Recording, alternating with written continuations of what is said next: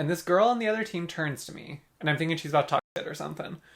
And she's like, I just wanted to say, every time I'd have to defend you, you smell so good. And I'm like, really?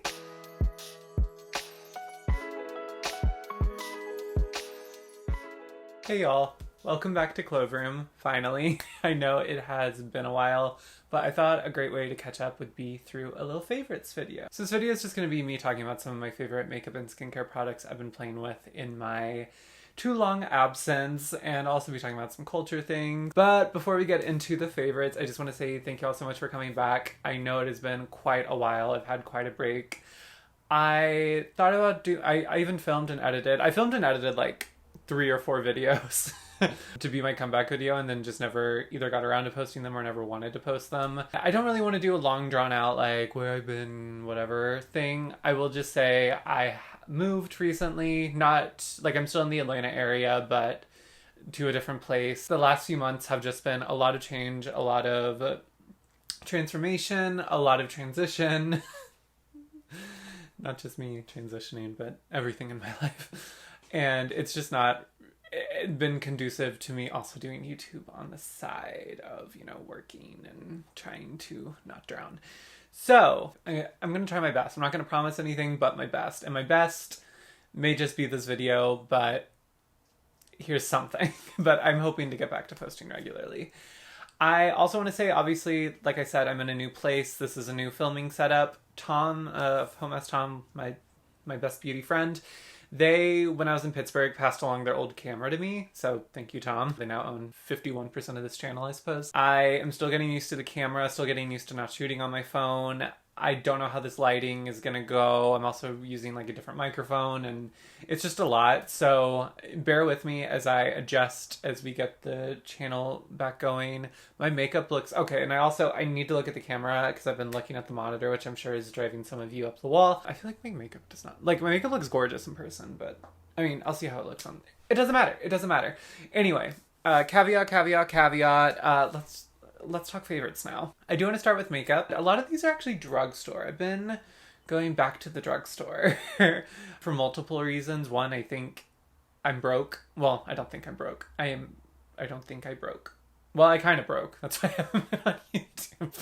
And when I wanted to try new products, try new things out, drugstore is just so much more affordable than Sephora, even with the price hikes at the drugstore. When I started doing makeup more regularly and it became a hobby passion of mine, I noticed that there was to me, pretty significant jump in quality when you spent a little bit more money. But I don't know, nowadays I feel like drugstores really caught up. So I've been trying a lot more drugstore stuff, and I've been enjoying a lot of it. So a lot of those are going to be favorites. Like the first product we're going to talk about, this e.l.f. Brow Gel. This is the e.l.f. Brow Laminating Gel. It's definitely riffing / duping the vibes and the packaging of the Rephr Brow Gel Laminating Brow Pomade. Maybe that one's a pomade. And that's one of the first differences. I have used up an entire Rephr Brow Lamination Pomade thing, maybe while on my break I was using that up. I really don't like that product. It is not for me. It's too thick, it's too goopy, and it's one of those things that it's so kind of stronghold cement, whatever, that I feel like when I use it, it just, like, my brows just instantly fall. Like for 5 whole minutes, they're really like, shoo, shoo, shoo, but then they like, shoo, pretty quickly. So I was needing a new brow gel because I'd used up the Live Tinted Clear Brow Gel, which I will say is a beautiful, beautiful soft hold brow gel. I mean, it has a pretty good amount of hold for like a clear brow gel. It's not one of these like super high impact laminating gels, but it's a really beautiful clear brow gel. And it has like a really interesting applicator. I really loved that one. And I was actually going to repurchase the Live Tinted one, but I was at Ulta because I really needed a replacement IRL, and they did not have the Live Tinted one, which was a bummer. So I was like, okay, I want something now. I don't really want to have to wait to order it online. So I was looking around, and I think I heard Julia Adams talk highly about this e.l.f. product, and I'm into like a pretty like strong hold laminated brow situation, especially now that, oh my gosh, I forgot to mention my hair. I dyed my hair. I'm really into it. And then I also like dyed my brows, lightened my brows to match. So I've really just been into like a stronghold brow gel, holding them up and then not really filling them in or anything, kind of giving the bleached brow look without fully bleaching them. Well, it's $6. I'm gonna try it. I've had good luck with e.l.f. in the past.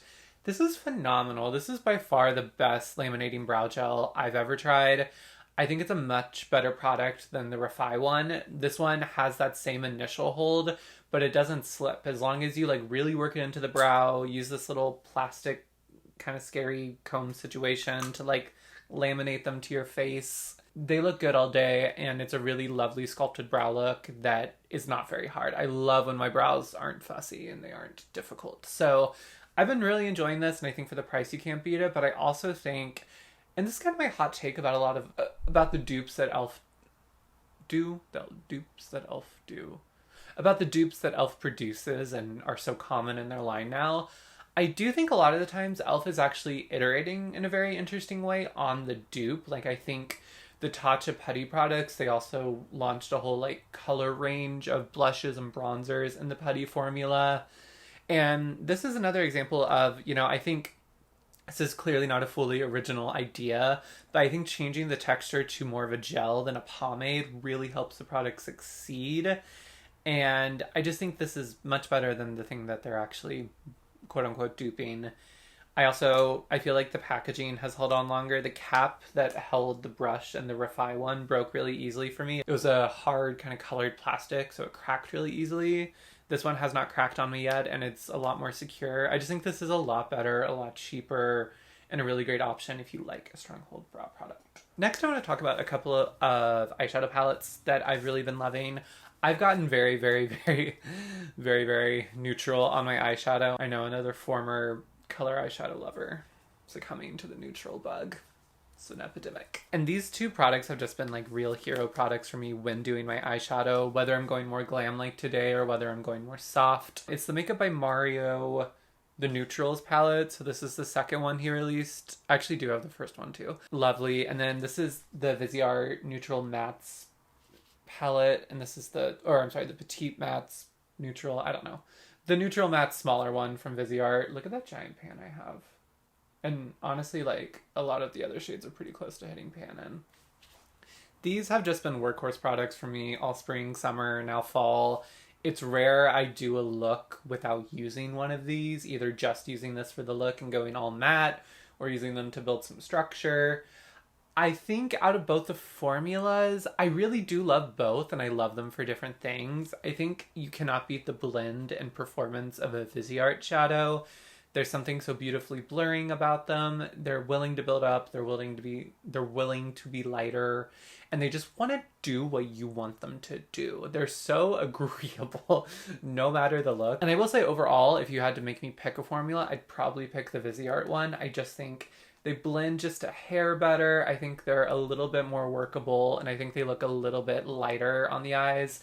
I do notice the Makeup by Mario can look a little heavy if I use too much of the product sometimes on my eyes. However, the one thing I will pick the Makeup by Mario palette over, and this is really important to me, the black in here is a great matte, true black. I find this one from Viseart, it's just like a little bit softer than I want sometimes, and I didn't use this powder for my entire eyeliner. I just set a liquid eyeliner with the black from the Makeup by Mario palette today. You can like sheer it out and blend it out if you need to, but it's willing to be like a really intense matte black, and it works really beautifully. So that is the one thing I think this Makeup by Mario palette does better than the Viseart, but both of them are really gorgeous. I use both of them kind of interchangeably. One more thing is that the neutral Viseart palette, it's like a truly neutral palette. It doesn't really go super warm for the most part, and it doesn't really go super cool. They're true neutrals. They're both such amazing buys. I will note that for me, they're only amazing buys when I don't buy other eyeshadow palettes because of them. And I've talked about that with the Viseart one before too. And then I went and bought, you know, 2 of the Makeup by Mario Master Mattes palettes. Like I said, having all 3 to me is not too many. I rotate through them pretty constantly depending on what my vibe is, what look I'm doing. I actually am not wearing these today, but I did want to talk about them because I wear them so often, especially for like work or like quick lighter makeup situations. I'm a lot more glam today than I usually am. This is the Kosas Revealer Concealer. I have 2 shades. My more like face value shade is 2.3 neutral. And then my brightening shade that I use more like under my eyes is 01 neutral, which is below that. Both are actually really, really good shades for me, and I'm very happy with both of them. There's some just like a little bit more blended out swatches of that. These are what I'm reaching for day to day when I am just doing like very, very light makeup, when I want like a lighter, more softer medium coverage, and when I don't have a lot of time. These are phenomenal for running out of the house, just putting all over your face and going. I bought both of these because I used up the last one I had of the Kosas Revealer Concealer. And my relationship with Kosas is always this. I always think I don't like the product. I always think it's overrated. And then I get to the end of it, like I did with their foundation, like I kind of did with the Kosas Air Set Palette. Air Set Powder? Cloud Set Powder. The Cloud Set Powder. And like I did with those with that concealer, which was the second one that I had used. I hadn't even gotten to this yet with the first one. It was the second one. The entire time I'm using them, I'm like, these are overrated. Kosas is overhyped. And then for some reason in the last month, I'm always like, is this the best product I've ever used? Is this the best concealer I've ever used? So I don't know. I was so fond of that concealer when I finally used it up. And I was kind of wondering like, okay, I want to buy a couple of concealers so that, or I should say a couple of shades of concealer so that when I want to do a really easy look, that I have one that's more of a brightening shade, one that's more of like a face tone, like that matches the rest of my face, so that I can go easily out the door and just have like a very quick base, because a lot of times I just get into the habit of just wearing liquid concealer all over my face. I'm not always a huge foundation person, because for me it takes a lot of time and it's a lot more fussy than just using like a doe foot concealer. So I was like, maybe I want to try something new, try something different, return to an old favorite. And I was so blown away by my last month using that Kosas Revealer Concealer that I was like, you know what? I think the best buy is to just repurchase this. Even though I am a beauty lover, I really like variety in my products. I like trying new things. But more and more lately, if I have to repurchase something, I'm like, what is something I know that works? Because I don't want to go through the whole, I don't end up liking a product, I have to either return it, which I hate doing, or I have to just grin and bear it when I know there's something better out there. So I was like, I'm just going to buy the Revealer Concealer and I'm going to get a couple of shades. And they've been perfect. They are not too dewy, but they're definitely hydrating. They cover up enough. I've definitely gotten some compliments on how my skin looks at work when I'm wearing them. I can really build them up. I can really sheer them out. Some days when I want to do like really, really minimal coverage, I just use a little bit of the brightening shade in the center of my face, and that's like enough. I then put like maybe a little blush on top, and it looks lovely. There's just something about them that really, really works, that I was such a hater about when I first tried them, because I would just say like over and over again, like, these are overrated, these are overrated. And I don't know, Kosas always gets me in the fourth quarter. They always get me in the fourth quarter. So I'm really happy with those. And yeah, when I'm running out the door for work and I don't have a lot of time, they are perfect. All right, another product that just kind of works is the ILIA multi-sticks. So these are two blush shades that I have in the multi-stick from ILIA. The first one I purchased a while back was Ladybird, which is this just like perfect neutral rosy shade. Has a little bit of brown, a little bit of mauve, a lot of rose. It's so beautiful. I'm wearing it as a base today. I have a couple of powder blushes over it too. And then more recently this summer, I purchased Dear Ruby, which is like this really bright red shade. Gorgeous. This is actually the perfect blush I wear when I'm doing like no makeup and I just want to look naturally flushed. This works better for me than like a pink. It looks so natural and like girly and femme.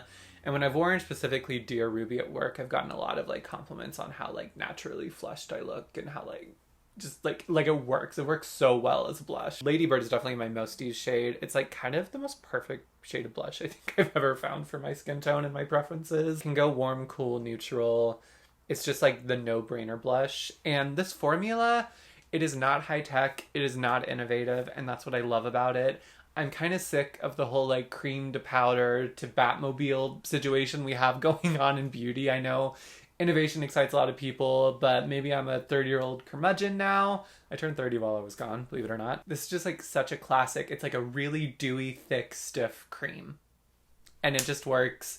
It doesn't last all day or anything, but it does last like a good while because it has that thickness to it.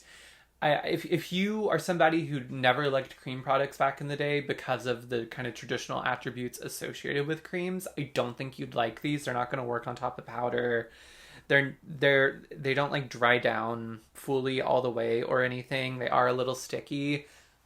I love them. They're just like basic creams, and I don't know, they're so easy. I love these colors. I just think they're like my dream cream blush formula because it's just like basic. And then a powder blush formula that I have been so into is actually from Rim Beauty, Ariana Grande's brand.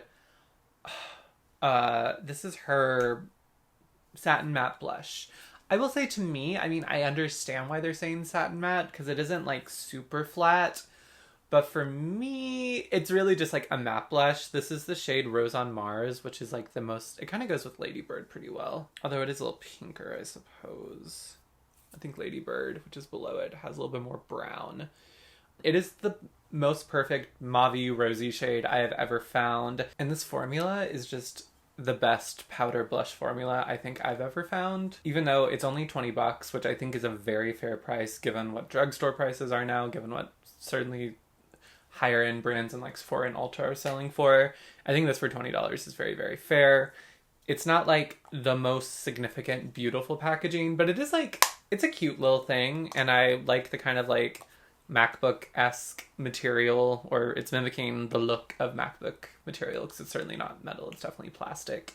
There's not a mirror in here, that doesn't bother me at all. And it's just so soft and blurring. This is like the most blurring blush I think I've ever tried. It really does make a difference on texture. I have it all on my cheek on this upper part. I have another powder blush on my, more concentrated on my apple. Whatever. On the apples of my cheek, I suppose. But this is just so beautiful, and this color is gorgeous. I love the formula so much that I was like, should I buy another shade? Should I buy another shade? But I have plenty of powder blushes. This shade actually did kind of fill a void in my collection for powder blushes, but now that I have this, I'm not really missing anything else. But if I ever do need another shade of powder blush or ever want one, I'm going to look to this range because it's so perfectly blurring without being drying. It works on top of creams. This is great to just wear alone on like a minimal makeup day. And I also think with how my coloring is now with my new hair, it works just so, so well. So I am very, very, very into this. Also gotten a lot of compliments on that at work. Another drugstore product, the e.l.f. lip liners. These are $2 and they're like traditional pencils. They are very low fuss. Again, we're not innovating here, but they're just such good. I think my favorite lip liners I've ever used, actually. I prefer them to like the Make It Forever ones. I have a Glossier one that I think these are better than. I'm trying to think what else I've used. I've used Milani, NYX. I think these are by far the best and they're by far the cheapest. So they don't say the shade names on them. I guess, you know, they were only $2 and we couldn't afford that. I don't know. But I have Baddest Beige, which is this one. And then I have Mauve Madness. I forgot the name of it. Making Mauves, maybe? Mauve Movement? I don't know what it is. I'll put it on screen. But Baddest Beige is on the left. Mauve, fill in the blank, is on the right. Or is right here. Actually, it might be your left. Okay, this one's Baddest Beige. This one's Mauve. Whatever it is. They're perfect for me. I will say, if you don't like a creamier formula, I wouldn't buy these. But I have a very, very hard time before I bought these with lip liner. Every time I would use it, it would look terrible. I have very small lips, especially my top lip. So I feel like I would try to use more long wear formulas, more waxy formulas, and they would just like skip a lot. They would emphasize how easy it is to make my lips look uneven with lip liner. They just wouldn't work. I saw these at Ulta. I'd been curious about them, and I said, you know, they're $2 a piece. Like, what could it hurt? I mean, I guess it's loss of $4 in total if they don't work. And all of a sudden, like, I can use lip liner. They don't last the longest. I will happily take that trade-off, though. They're really easy to blend out. They're really easy to build up. The Mauve Madness, Making Mauve's shade, whatever it is so versatile. It works with, like, pinkier nudes. It works with reds and browns really, really well. I feel like today I'm wearing kind of a deeper brown lip with, like, a little bit of highlighting in the center with a lighter nude lipstick. And I'm wearing that mauve shade. And it just works well with everything. So I've actually been using that one more than Baddest Beige.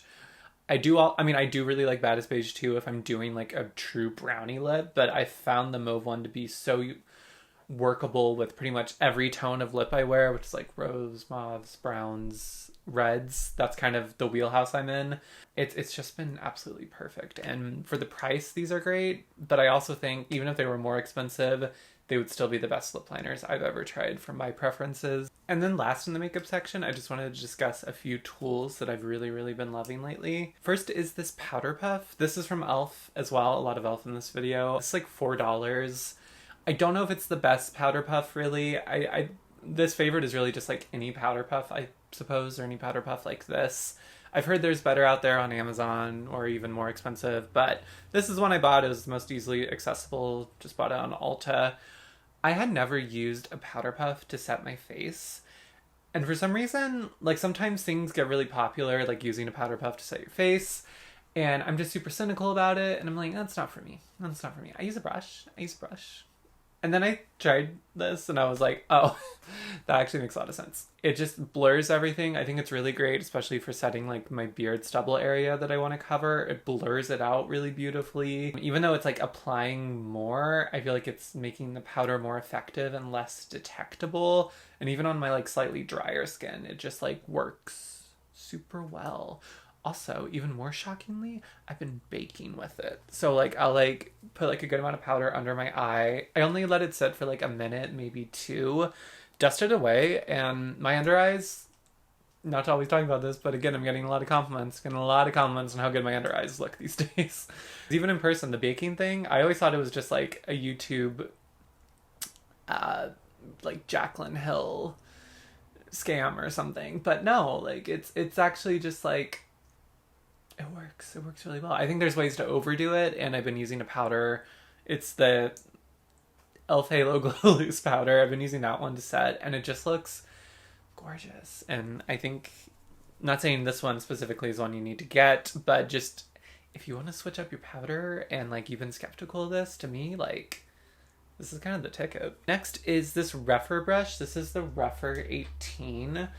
Tom passed on a lot of Rephr brushes to me. They got them in PR, and listen, one them's trash is another them's treasure. And the treasure in this case are these Rephr brushes that Tom passed on. Because as much as they hated them, I love them. I love them. I love the Rephr brushes. And this one specifically, I use a ton. Honestly, this is one of those brushes that's just like, you wouldn't think would be so flexible and multi-use, but it is. I can use this for concealer. I mean, I could use it for foundation theoretically. It works great for creams, liquids, or powder products in my experience. So a lot of times, like today, I use this to apply cream blush. I use it to apply powder blush on top of that. I could use it for highlighter. Like I could pretty much do my entire face with this brush because for some reason, I don't know if it's the length of the bristles, the quality, it picks up cream and blends out cream beautifully, does the same for powder. And I love that it's like a smaller shape than a normal blush brush because I feel like I can really get that kind of like W application that can look so like beautiful and feminizing and just like pinch your nose adorable. I feel like this is the best way to get that. A lot of my other blush brushes are just like a lot larger than this, and I love how like small this is, and I've been reaching for it a ton. And then actually I have one from BK Beauty. I did not get this in PR. I've never gotten PR. But I feel like when people talk about BK Beauty, or for that matter Rephr, it's usually gifted. Well, I didn't pay for the Rephr brush, but if it wasn't given to me as a gift, I paid for everything in this video. This is the BK Beauty 208. It is the tiniest little angled eyeliner brush. I was buying a BK Beauty brush because I talked to Tom. I talked to Tom a lot, and they were telling me I should really try the brand. And so I bought a face brush, which that isn't bad. That's not why it's not in here. It's good. It's fine. It doesn't sing to me enough to be a favorite. This, however, I threw into the order because I remember hearing Lauren May Beauty talk about how this is the perfect eyeliner brush. And have always been on the hunt for a perfect eyeliner brush that I could get really small teensy wings with or build up my wings. I've been really into wing eyeliner lately. And this is the ticket. This is by far the best eyeliner brush I've ever used. It's so small, but that means you can get like the tiniest little baby wing, or it also works great to like really wing things out. It works well with powders. It's also great because since it is synthetic, synthetic, it's not a human hair brush. Jeez. Oh god, okay. It's not an animal hair brush. It's not a natural hair brush. It is synthetic. And it doesn't pick up a ton, which you might think is a bad thing, but if you want a softer wing, or if you're prone to making mistakes like I am, it's really easy to like kind of like just like swipe it away, go again, layer it a few times. This is just like, it looks so small and like pedestrian, but compared to, I've tried 5 other brushes of this ilk, and this is by far the best, and I feel like has really gotten me to a place where I can actually do wings confidently and not have my morning ruined when trying to do them. Which is huge. All right. Oh, wait. One more makeup thing, actually. This e.l.f. This video is not sponsored by e.l.f. I bought all this. This e.l.f. Power Grip Dewy Setting Spray. This is my second bottle. This is a really great dupe / again iteration, I would say, on the Milk Hydro Grip setting spray. I don't use either of these products to really grip onto my makeup. I use them as like hydrating fixing sprays a la MAC Fix Plus. They have a little bit more body, a little bit more moisture. They have a little bit more body, a little bit more moisturizing, hydrating, oily tendencies than MAC Fix Plus, which is what I prefer to finish off my makeup look. This one feels a little bit thinner than the Milk one. I feel like the Milk has even more of that biphase oil thing going on than this does, which I think is actually good because I can't really overuse this. With the Milk one, you can definitely overuse it, and I've noticed before, only when I've sprayed too much on, that it does kind of like cause some patchiness and can like kind of like peel off the makeup in spots, or almost get it like too kind of water hydration activated. This I actually kind of like better because it doesn't do that. It's a little bit thinner. And the setting spray and the nozzle is so... Did that even make it on screen? There we go. I don't even know if you can see that. It is the finest nozzle I've ever used. I know some people have commented that they feel like it's too fine so that they don't get any product on their face. I don't find that the case, and why I really like it actually is I'm very prone to overspraying setting spray like I was talking about with the Milk. I like to sit there for like a solid minute and just live in my fantasy. And the nozzle and how fine the mist is actually kind of still gives me the fantasy without giving me the reality of my makeup patching off because I use too much of a super hydrating mist. And also the price is right. It's really nice to just have a drugstore setting spray because I do go through setting spray at a fairly regular clip, and the Milk one is quite a bit more expensive than this is. So I like how accessible this is. A few skincare favorites.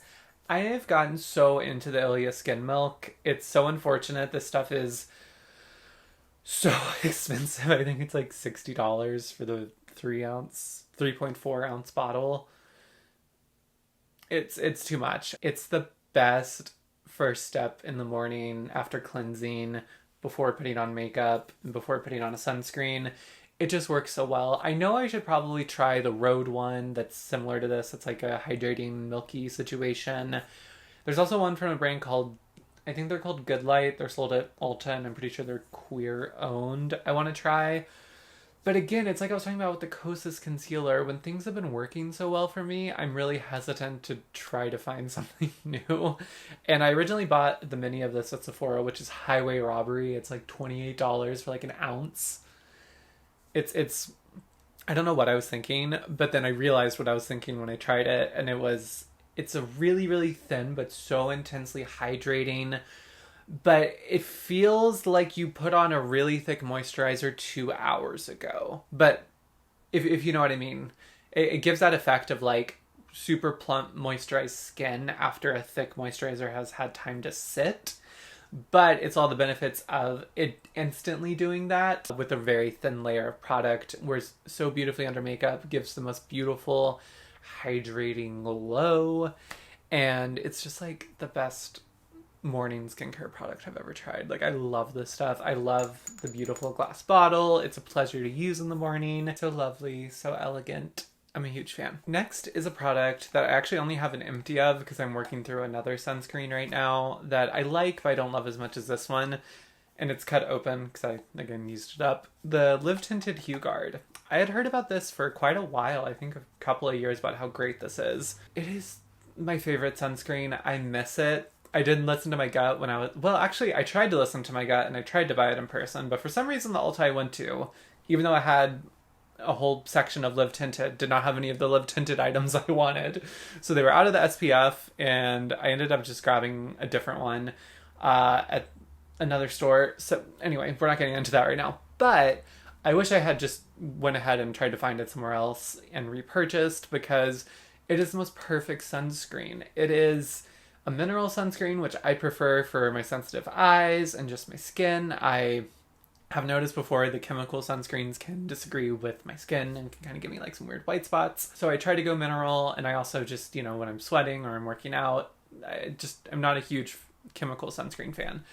So the fact that it's a mineral sunscreen, the fact that it goes on without any white cast, because that is my number one annoyance with sunscreens when they have a white cast, it really, and that's mainly not because like I have a super deep skin tone, but my number one thing that I'm trying to correct for is beard and stubble, and the most surefire way to emphasize that is to get white cast sunscreen stuck in my stubble.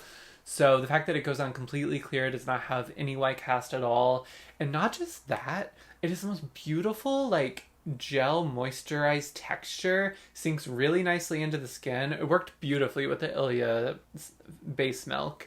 I think they advertise it as... Yeah, it says it's a sunscreen slash moisturizer slash primer. And a lot of times when brands do that kind of like, it's everything gimmick or marketing tactic, I'm always like, no, it's not. This was. They are not joking. It is a phenomenal makeup primer.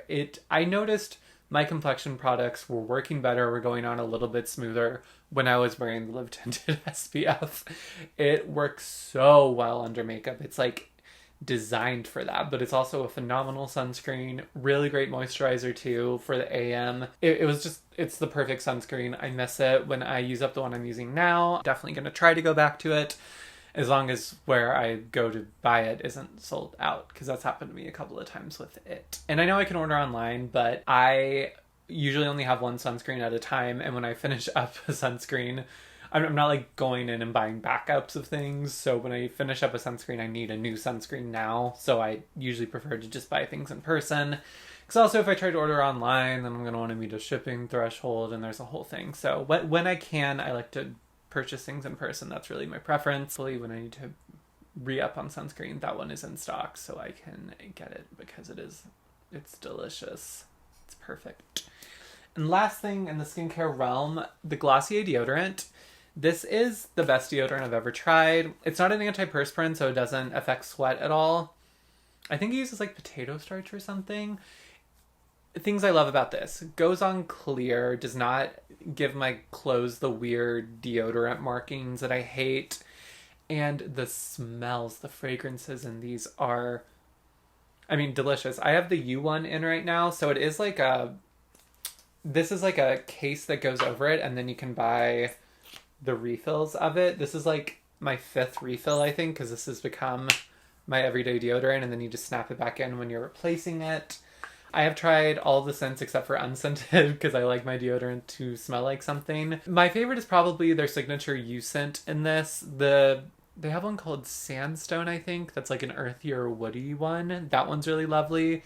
And then for the summer and the spring, I had the Body Hero Orange Neroli scent that they have in the deodorant as well. That one's really lovely for warmer weather, but now that it's fall, I switched back to the U scent, and it, first of all, it just smells delicious. It smells like Glossier U, which is like one of my favorite scents. This deodorant lasts, like, people smell it on me and ask what I'm wearing. The most powerful testimony I have of this is I was wearing the Orange Neroli scent while I was playing soccer. And we were in the middle of the second half of a full soccer game that I'd been playing, I think, either the majority or the entirety of. And this girl on the other team turns to me, and I'm thinking she's about to talk shit or something. And she's like, "I just wanted to say, every time I'd have to defend you, you smell so good." I'm like, really? And she's like, yeah. And I'm like, I think it's my deodorant. And it was the Glossier deodorant. It is tenacious in that smell, and it smells so good. Like, I'll be in yoga doing like a power flow. It's like 90 degrees in the room, and I don't smell me sweating. I smell this delicious deodorant on me. It is incredible. And it's a natural deodorant. So if that's something that is a plus for you, that is also cool. But I've tried to switch to other things because my only annoyance with this is that you have to buy the refills directly from Glossier. I really wish they would start selling the refills at least on Sephora.com, because Sephora does free shipping, so I could just buy it that way. With this, I either have to go into the Glossier store in Atlanta, or I have to just order it directly through Glossier.com, which means shipping threshold. I'm tempted to buy other things I don't need. Don't love that. And I really like the Glossier stores, but they're not like casual run-in. Like they're not a Sephora. It's not just like, I'm going to run in and grab this. Like, you have to like order through somebody with an iPad. And they also have like an online order option, but you still have to check in with somebody with an iPad and wait a bit for them to bring it out. And I'm not saying that is like a bad thing against the employees or Glossier at all. Like, they're a very curated store experience. And that's lovely when you're buying a lot of products or you're buying a new product and you want some recommendations. But like when you're buying the refill for your deodorant so you don't smell, so, you know, we show up for our communities not stinking. I don't really want a whole pony show. I just want to be able to buy the refill. So I really wish they would start selling the refills on Sephora, because that would make my life not like that much easier, but you know, every bit counts. And then some culture stuff I wanted to talk about. The Brat remix album. Obviously, I've been into Brat. I'm a huge Charlie XCX fan. I don't know why I'm saying obviously, as if that's like a noted thing about me. But if we're stereotyping here, I'm a non-binary trans person, so I'm a huge Charlie XCX fan. And Brat is her magnum opus. It is such an amazing album. I'm really happy that it's gotten this much attention, and she's finally getting the credit that she's deserved for her entire career. And I was I still like the album a lot. I think it's her best album. It's amazing. But I was kind of like, you know, we're doing fall now. We're doing sadder stuff. We're switching to our sad girl music. Not that I ever really stopped in the summer. But then the remix album came out. And I was like excited for the remix album, but I wasn't like fully bracing myself for how amazing it was going to be. I think it's called Brat, and it's different, but still Brat or something like that. It is a whole different album, basically. It's a whole reworking and reconfiguring these like songs from Brat, and it is amazing. Like, it is not even like, it doesn't feel like, oh, we got a deluxe version of the album, oh, this is like a bonus track thing. It feels like a whole nother masterpiece. I don't want to say it's more mellow, because it's not, but it feels like even darker. It feels more fall adjacent. And the way these artists showed up to collaborate with Charlie was so beautiful to me, because you can tell the reference all these like amazing artists like Robin and Caroline Polachek and Bon Iver and just a ton of other people. They showed up for Charlie and were really in conversation with her music and in conversation with the themes she was talking about, with mental health and dealing with your career and dealing with imposter syndrome and dealing with failure. And it's just so amazing. My favorite track off of it, which shouldn't be too shocking if you know me, is the Sympathy is a Knife remix with Ariana Grande. I'm a huge Ariana Grande fan. Eternal Sunshine is like probably one of my most played albums of the year. Sympathy is a Knife is probably my favorite song off of the original Brat, and the reworking, the remix with Ari is just so perfect. Something about Ari's verse, like every time I listen to it, I get a little choked up emotional, even though she's very much talking about her life and not mine. But the line, "It's a knife when they won't believe you, so why try to explain?" and just like the context of the song is just, it breaks me. I love it. And I don't know, there's something, am I going to make the Brat remix and the Brat era about being trans? Yes. There's something so gratifying about seeing somebody like Charlie, who has been in the music industry for a while now, for a minute, who has had some pretty high profile, not successes, who has really transformed her sound to have it be exactly what she wants, and she's very in charge of her career. And to see her have taken this non-traditional path toward a blockbuster album, I'm very much grappling right now, not to get too deep, with my life not being what I thought it would be when I turned 30, with me not knowing what exactly my life's going to look like in the future, and just feeling like I'm taking this path that, not that it's never been done before, but that it's just different than the path I thought I was going to take, and the path that I had set out on, and the path that I have a roadmap for. And there's something so gratifying and inspiring about having Charlie have this mammoth of a success with Brat, and seeing somebody who took a very non-traditional path succeed in this way. And the remix album is such a celebration and a conversation around that I just find so important and beautiful. So I wanted to mention that because I've been like thinking about it a lot. I think about it all the time. Next album is one I've still listened to a lot, but I've listened to it so much on my YouTube break that I just want to make sure I note it and how much I love it. Ryan Beatty's album Calico. It's so relentlessly sad, so relentlessly melancholy, so relentlessly queer. I just love it. It breaks me but heals me. It just feels like in his music he's constantly longing for intimacy and for company and for support and for a genuine, authentic connection. And again, not to talk too much about my personal life, it just hits for me. It really hits, and it's just so specifically queer. It's very sad. He has a beautiful voice, though. This is gonna be a somewhat maybe off kilter, off center comparison that a lot of people would make. The way he sings and the choices he makes remind me a lot of Brandy, the R&B singer Brandy. If you listen to her work, she is so... Her nickname is the Vocal Bible because she's so intentional with the way she sings, with the notes she hits, and she always like pulls back and like just knows how to like work a song. And it's not just like the traditional like I'm gonna hit like a bunch of notes and go higher and higher. Like she just makes these really intentional, beautiful choices in her music that make it really special. Almost Doesn't Count by Brandy, always going to be a classic. And I feel like Ryan does the same thing when he's performing. And I will say, especially the live versions of these songs, he has specifically the live version of a song on a Calico called White Teeth is the most beautiful thing I've ever heard. I listen to it when I'm sad, I listen to it when I'm happy. It's just longing for beautiful intimacy. I don't know, it's just so specific to, I feel like, the queer experience on what it's like to date and what it's like to put yourself out there. And I will note I've played it for quite a few people, or not quite a few, but I played it for a couple of people and no one else liked it. Everyone else was like, that's like so sad, and kind of like someone even compared it to like churchy music, which I don't agree with. But I don't know, if you need some sad girl autumn music to listen to, I think, and I think it also works as sad girl spring or summer music, because I've been playing it pretty relentlessly. But it's a really short album. It's just so lush and beautiful and withering, and I love it. I love it so much. TV show I've been watching, Only Murders in the Building. It's quite a popular show. Has kind of a core trio of Steve Martin, Martin Short, and Selena Gomez, who I actually think is wonderful on the show. At first I was like, I don't know if Selena Gomez like is an actress. And by season 2, I was like, she's selling it. Give her the Emmy. Mabel is my girl.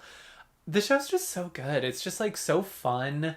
I mean, it's about murders, but it's like such a playful commentary on the internet and podcasting space right now, while still having these really good kind of tales. And I'm just on season 4. I've just started season 4, so no spoilers, please, in the comments for me or anybody else. Really love seasons 2 and 3, though. I remember watching the first one when it came out, and it didn't do as much for me, but I picked up the show recently. It's a great fall watch, too. It feels very fall. What it ultimately reminds me of, and I'm saying this in a good way, it reminds me of, like, the chapter books I read as a kid that were, like, series. You have the same core 3 characters, and then each book or season, they focus on new characters, they bring in new people, and then they also kind of have a new setting. I think the chemistry is really great between the cast and also the cast, like, beyond the core trio. I mean, you have, like, Tina Fey and Meryl Streep, and even Kat Cohen is on the most recent season. It's just a really phenomenal cast. It's really fun writing, and I just, like, there's something childlike about it that I really love. All right, I think that's all the favorites I have. I feel so rusty. This has honestly felt very awkward for me. I am not used to filming again at all, so bear with me while I get my filming mojo back. But thank you so much for being here. If you did enjoy the video, please give it a like. It helps me a lot in the wild, wild west of the YouTube algorithm. And go ahead and subscribe if you want to see, hopefully, many more future uploads. I appreciate y'all's patience. I appreciate all the messages and inquiries I received while I was gone. I appreciate, the people that noticed that I was gone. That was very sweet. Still a very small, like, project, but we'll see where it goes, and we'll see what I have the bandwidth to do, quite frankly. But thank y'all so much for watching. I will hopefully see y'all next time. Bye. Why did I do that? Bye.